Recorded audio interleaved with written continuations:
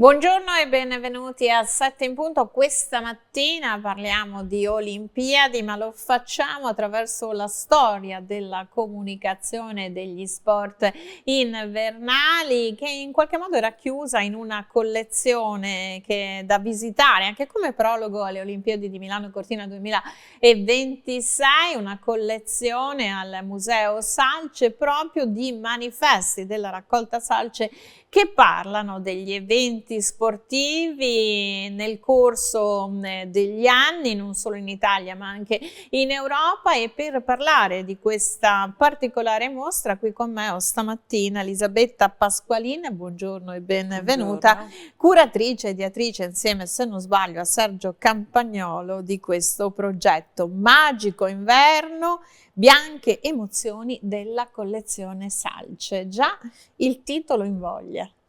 Certo, il titolo invoglia perché in realtà è un viaggio in mezzo a tutto ciò che la neve racconta, compresi logicamente partendo proprio dagli sport invernali e da come la neve è rappresentata nelle varie località turistiche.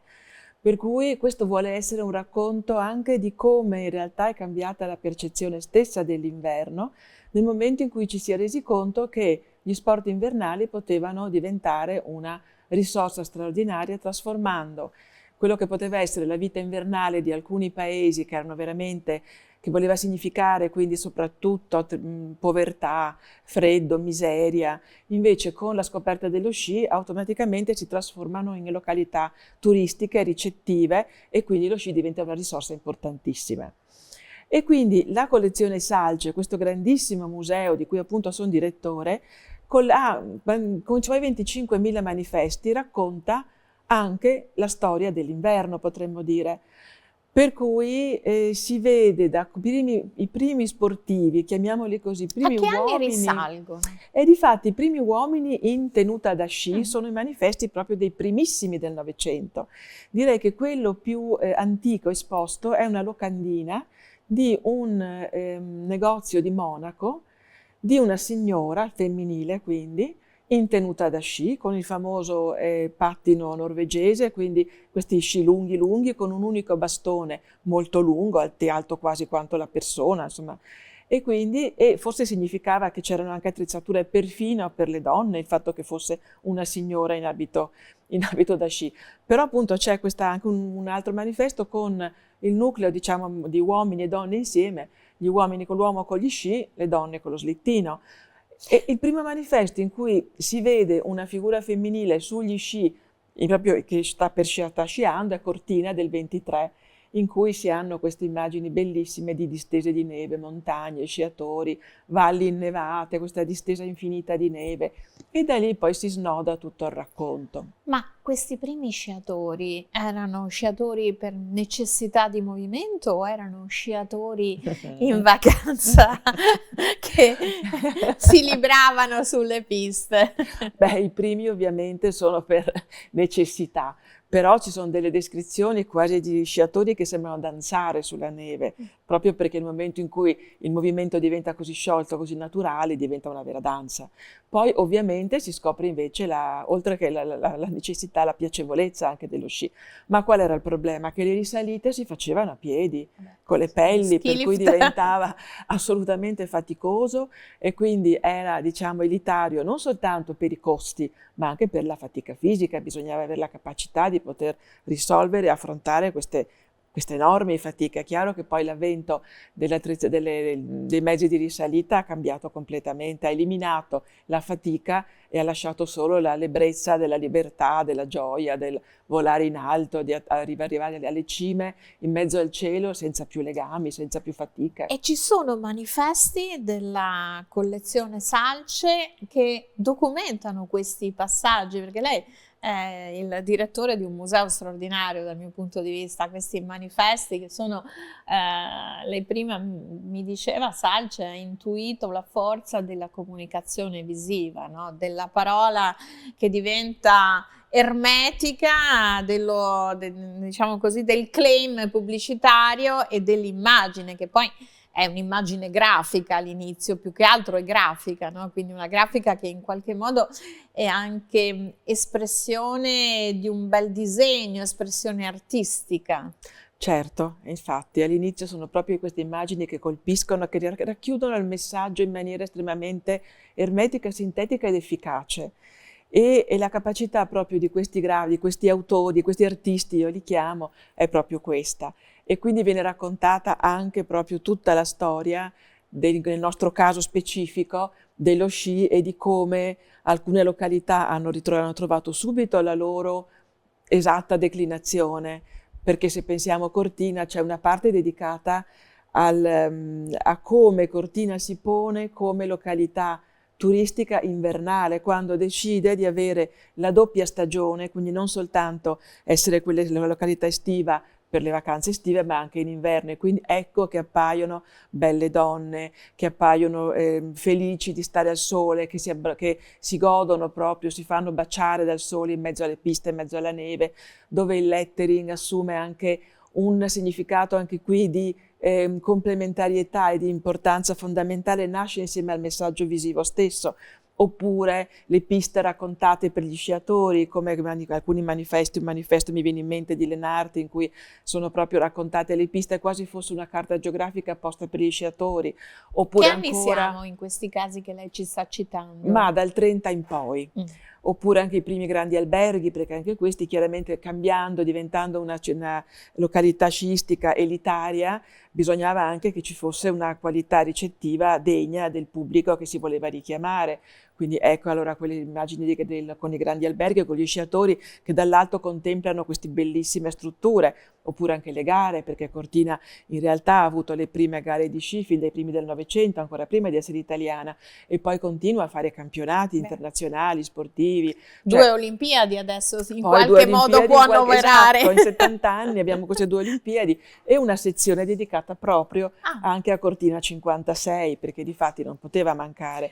Quindi a parte i manifesti originali, perché sono tutti originali, ma vincitori del bando di Cortina, quindi 2 manifesti di Bonilario e di Rondinelli, ci sono anche altri manifesti che raccontano le Olimpiadi di Cortina, c'è la torcia olimpica, c'è il video Vertigine Bianca, che è un film bellissimo che racconta proprio tutta l'emozione di quei giochi, soprattutto vedendoli poi coi nostri occhi, cogliamo, da un lato fanno un po', non dico, sembrano un po' naif, fanno un po' tenerezza per il modo di sciare che riconosciamo che però è cambiato totalmente, per gli abbigliamenti, per alcuni gesti un po' goffi, però per le attrezzature che avevano, che però era logico, cioè era quello che c'era all'epoca e ci viene raccontato proprio in modo assolutamente naturale e bellissimo. Ma forse c'era un po' più umanità. Oggi è tutto, vedendo le gare di sci, insomma, e tutte le attività sportive in qualche modo sono diventate impresa in senso sia di risultati, ma impresa anche in senso di attività economica, no? Quindi sembra tutto schedulato, standardizzato, ipertecnologico, quindi un po' raffreddato, no? Dal punto di vista dell'insieme. A parte l'emozione della medaglia, tutto il processo in qualche modo sembra un po' meccanico, non so se è una mia idea. No, difatti è vero, è per quello che guardando questo film ci si rende conto di questo, è per quello che dico, hanno proprio un altro modo totalmente diverso, si coglie molto più naturalezza, molto più spontaneità, molto più partecipazione, emozione, perché è legata proprio a quello che l'essere umano riusciva a fare in quelle condizioni e con quegli strumenti poi. Perché non dimentichiamo che parliamo di 70 anni fa, insomma, per cui i primi sci erano di legno, però veramente abbiamo per esempio in una sezione della mostra abbiamo una parte dedicata allo sport system al distretto di Montebelluna, con la storia di come questo si è sviluppato, e il museo ci ha prestato alcuni pezzi iconici, per cui c'è lo scarpone di Zeno Colò che ha partecipato alle Olimpiadi del 56, oppure lo scarpone scarpa di Lacedelli quando è salito sul K2, che sembra una cosa di pelliccia, che pensando ai mezzi che abbiamo adesso, appunto collegandoci a quello, alle tecniche, a tutti i materiali assolutamente, cioè è veramente un altro mondo, un altro mondo. esaminare o raccontare, no, un pezzo della storia dell'Italia, dell'Europa, in questo caso legato al Magico Inverno, attraverso i manifesti della collezione Salce. Questi manifesti che poi noi diamo per scontato, come venivano fruiti? Erano affissi lungo le strade? Lei prima parlava anche, no, di un riferimento ad un'elite, quindi il manifesto ha un suo valore promozionale, l'ha sempre avuto, penso anche un po' a Carosello, erano Certo. piccoli cortometraggi fatti in maniera come dei film, ma l'obiettivo finale era quello, no, di attrarre. Ecco, che finalità, come venivano fruiti? Allora, ovviamente il manifesto aveva il compito di creare aspettative, creare illusioni e cercare di avvicinare il pubblico a realizzarle, no? A renderle concrete. E ovviamente dobbiamo pensare che questo tipo di manifesti erano ovviamente tappezzate le strade, quei manifesti venivano utilizzate alle agenzie di viaggio, esistevano ed erano molto numerose ed venivano utilizzate molto per gli spostamenti. Non c'era la rete. Non c'era la rete, non c'era l'auto da internet, ferro. esatto. E quindi anche le stazioni dei treni, per esempio, o gli uffici appunto dove si andava a fare i biglietti, per cui chiaramente c'era una serie di servizi che noi adesso abbiamo del tutto dimenticato perché abbiamo superato in maniera grazie appunto a internet, però erano posti dappertutto, proprio per cercare di bersagliare le persone in qualunque località e in qualunque posto. Per esempio ci sono dei manifesti siccome appunto questo è un viaggio attraverso anche l'Europa, ci sono manifesti per esempio della Germania scritti in italiano, apposta per attrarre un pubblico italiano anche in Germania, oppure manifesti delle Olimpiadi scritti anche nelle lingue straniere, proprio per colpire un po' tutti.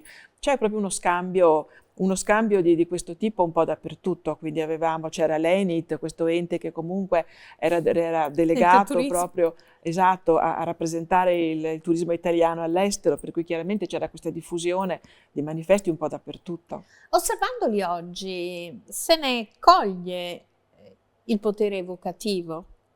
Sì. Perché poi alla fine è questo, no? Un potere evocativo, perché anche le strade tappezzate di questi manifesti mai scontati con dei claim studiati fanno parte anche un po' diciamo, dell'arredo urbano e quindi sì, certo. e anche di un patrimonio culturale non indifferente.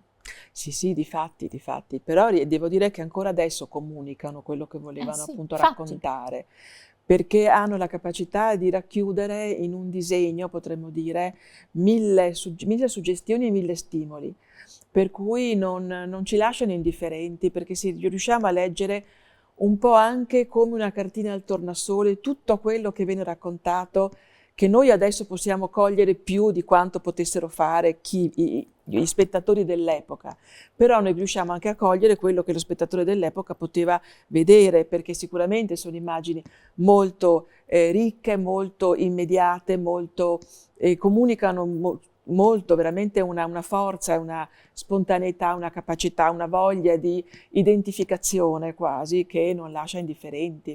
Fino a che età arriviamo con i manifesti della collezione Salce, nello specifico quelli che fanno parte di questo percorso del Magico Inverno? Allora, la collezione Salce ovviamente arriva fino a che Nando Salce muore, per cui siamo nel 1962. E quindi sono già molti in quegli ultimi anni manifesti dedicati alla fotografia, per esempio. E la mostra di per sé, l'ultimo manifesto, quello più recente, è quello delle Olimpiadi di Squaw Valley in California, le Olimpiadi invernali nel 1960. È quello più, nel 60, quindi è quello più vicino a noi, e è quello anche più lontano geograficamente. Questo viaggio oltreoceano, l'unica tappa, diciamo, è questa. E sì, quindi i primi anni 60, direi. Quanti manifesti ha raccolto? Adesso, insomma, ne approfitto della sua presenza anche per un po' indagare la figura di Salce. Quanti manifesti ha raccolto nella sua vita e da cosa nasce questa attenzione? Nando Salce ha raccolto... allora, Nando Salce quando lascia con un testamento i manifesti allo Stato, in realtà non sa esattamente quanti ne possiede, pensa di averne circa 15.000. Poi successivamente invece un'attenta catalogazione ha dimostrato che sono quasi 25.000, quindi sono molti di più di quanto non pensasse Salce. Ma la sua passione in realtà nasce da giovanissimo, perché si racconta, lui stesso lo racconta, forse per creare un po' anche un po' una leggenda, racconta che non ancora diciottenne si innamora nel 1895 di un manifesto di Mataloni, il brevetto a gas Auer, lo vede per la strada, contratta con l'attacchino e per 1 lira se lo porta a casa. E questo è il primo manifesto di questa grandissima collezione. Ma in realtà questo episodio cosa ci vuole comunicare? Che chiaramente Salce non è che fosse digiuno di questo, chiaramente della passione, insomma la sua passione non è che nascesse dal nulla, che si fosse innamorato di questa fanciulla un po' poco vestita che avesse deciso di... Perché in realtà Salce era già ben consapevole di cosa voleva dire il manifesto pubblicitario e di come questo si stava un po' evolvendo in Francia. Questo perché? Perché era aggiornatissimo su ciò che stava scrivendo Vittorio Pica, un critico d'arte che su Emporium raccontava spesso articoli sulla grafica pubblicitaria e aveva letto uno scambio con Matilde Serao sul Mattino di Napoli in cui Pica diceva che finalmente questo manifesto di Mataloni era il primo che poteva essere paragonato a quanto stava succedendo in Francia. Per cui chiaramente immaginiamo l'emozione di Salce che finalmente vede questo manifesto, così questo unicum, e è chiaro che voglia impossessarsene perché logicamente era finalmente l'Italia aveva fatto un salto di qualità. E quindi comunque questo è il primo, si racconta che è il primo, poi abbiamo varie versioni perché ce ne saranno almeno 7-8 esemplari con lo sfondo di un tipo, con lo sfondo di un altro colore, con i fiori, ma comunque questo non importa. E qui inizia la sua collezione, la sua grandissima passione, soprattutto il fatto importante per questa collezione è il fatto che l'artista, anzi il collezionista, abbia potuto dedicare una vita intera a collezionare manifesti. Lui era anche artista, era anche grafico o era solo esperto di comunicazione? Lui era più che altro appassionato di comunicazione e ha creato anche dei manifesti. Ha creato anche un manifesto per una mostra fatta sulla montagna, con 3 M una sopra l'altra, come ad indicare le vette, no? che in realtà non viene valutato come una grande opera pubblicitaria, però si è dilettato anche in questo. E in questo Magico Inverno ci sono anche degli inediti che sono stati anche restaurati, mi pare, no? Sì, ci sono delle opere, ovviamente il manifesto nasce come opera effimera, opera che nasce solo per durare qualche giornata, qualche ora sui muri da fissione delle città, per cui conservarli per così tanto tempo è chiaro che implica una cura e un'attenzione particolare.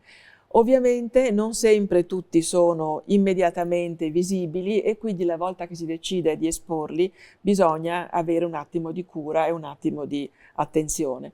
Per cui alcuni di questi sì sono stati restaurati, sia alcuni che riguardano alcuni paesi stranieri, come per esempio la Romania o anche paesi che non esistono più come la Jugoslavia, oppure alcuni interventi così di conservazione, magari su un depero degli anni 50 che non è molto conosciuto, non è facilmente riconoscibile perché non c'è quello slancio futurista che noi siamo abituati a vedere e considerare nei suoi manifesti, però è un manifesto che è esposto e che merita di essere osservato con attenzione, anche perché non è di immediato, non ha l'immediatezza che ci aspettiamo da un linguaggio pubblicitario. Però nella mostra Un Magico Inverno, leggevo qui nelle note, praticamente voi andate oltre, no, i manifesti di Salce, lo ha detto anche poc'anzi, perché insomma, si fa un po' la storia anche delle Olimpiadi, data l'occasione, e c'è una sezione dedicata anche a Marco Balic, che sappiamo che ha firmato le più belle, se vogliamo, da Torino, ma anche, se non sbaglio, le ultime di Pechino. Ed è anche colui, credo, che preparerà la cerimonia di apertura a Milano. Sì. Ecco, c'è un percorso anche dedicato a Marco Balic, tra l'altro veneziano, anche se milanese d'adozione. No, difatti non poteva mancare il collegamento con le Olimpiadi 2026, per cui ovviamente una sala è dedicata proprio a queste Olimpiadi, per cui da Marco Balic abbiamo chiesto se era possibile avere delle immagini strepitose di queste Olimpiadi, ovviamente solo invernali, per cui abbiamo appunto quelle di Torino, quelle di Sochi e quelle di Pechino del 22, quindi dove già appare la scritta, quello che è un po' così, un po' per qualcuno mi diceva come? Perché appare già la scritta Milano Cortina 2026, per cui sembra che siano quelle attuali, invece dopo una grandissima Italia ci sono queste immagini. E quindi non poteva mancare l'imprinting di Balic, visto che appunto ce l'abbiamo, presenterà, sarà anche quest'anno, insomma, protagonista delle Olimpiadi 2026. E accanto a lui abbiamo anche chiesto alla Fondazione Milano Cortina di poter esporre i 10 manifesti che hanno vinto il bando di concorso, per 5 per le Olimpiadi e 5 per le Paralimpiadi. E quindi accanto, di fronte a quelle fotografie di Balic, abbiamo anche questi 10 manifesti delle Olimpiadi di quest'anno. Quindi un legame, un filo rosso che lega idealmente la Cortina 56 a Milano Cortina 2026. Avete anche Tina e Milo? Le due mascotte delle Olimpiadi? No, quelle no, però abbiamo delle mascotte di alcune Olimpiadi precedenti. Abbiamo quelle della mascotte di Vancouver, di Sochi e di Salt di Squaw Valley.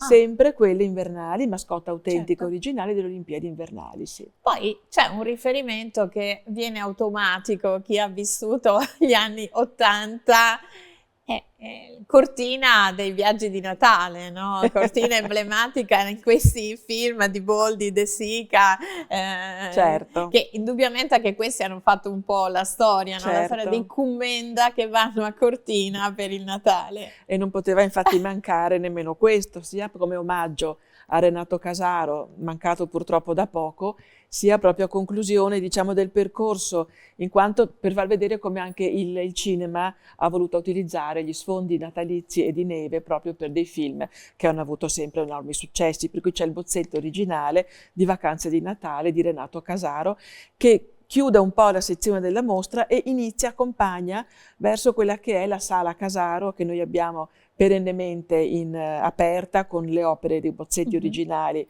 di Casaro stesso, e quindi è un po' un accompagnamento al proseguio della mostra stessa. E ci sarà una sezione che sarà riempita durante e dopo le Olimpiadi Milano Cortina 2026?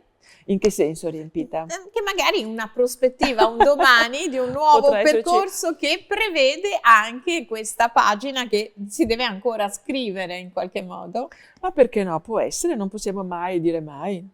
E ci sono ancora nel mondo della comunicazione artisti o pubblicitari, grafici che si esprimono attraverso il manifesto in un momento di grande trionfo dell'intelligenza artificiale, che ritrovano il gusto magari del segno fatto con la matita?